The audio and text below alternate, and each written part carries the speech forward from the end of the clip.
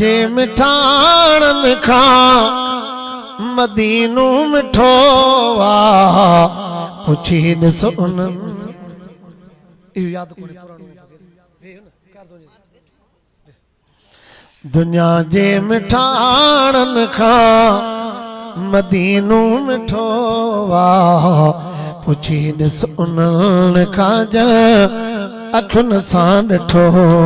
वा दुनिया जे मिठाणन खां मदीनू मिठो वा पुछी ॾिस उन्हनि खां ज अखियुनि सां ॾिठो वा हिक ॾींहं में हिते थियल कपिड़ा मेरा उते हफ़्तो पूरो पाए पोइ बि ख़ैरा हिक ॾींहं में हिते थियल कपिड़ा मेरा उते हफ़्तो पूरो पाए पोइ बि ख़ैरा मदनीअ जो मुल्क साफ़ ऐं सुठो आ पुछी ॾिस उन्हनि खां ज अखियुनि सां ॾिठो आ दुनिया जे मिठाणनि खां मदीनू मिठो आ पुछी ॾिस उन्हनि खां ज अखियुनि सां ॾिठो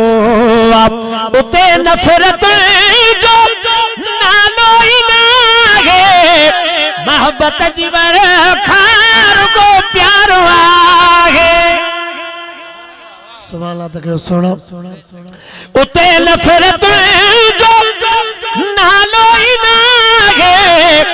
मोहब्बत जी खार को प्यार आहे दगाबाजी दोखो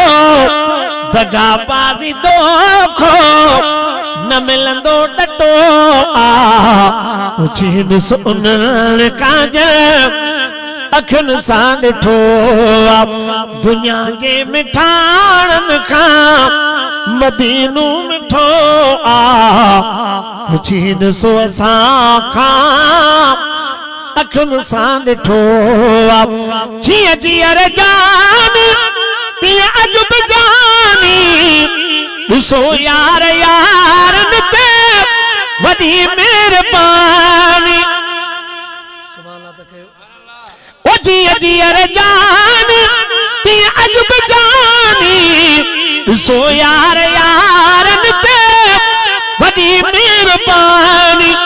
यारनि जो पाण में पयल बख बिटो आ पुछी ॾिसो असां खां अखियुनि सां ॾिठो आ दुनिया जे मिठाणनि खां मदीनू मिठो आ पुछी ॾिस उन्हनि खां ज अखियुनि सां ॾिठो आ हबीबल जो हाकिम पाड़ो भलो आ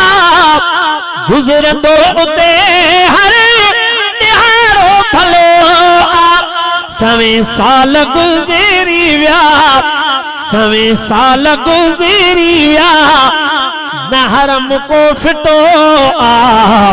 तेरी ख्वाब में ॾिठा मूं पुछण रात आया वञा पई मलीर समझ वठण रात आया।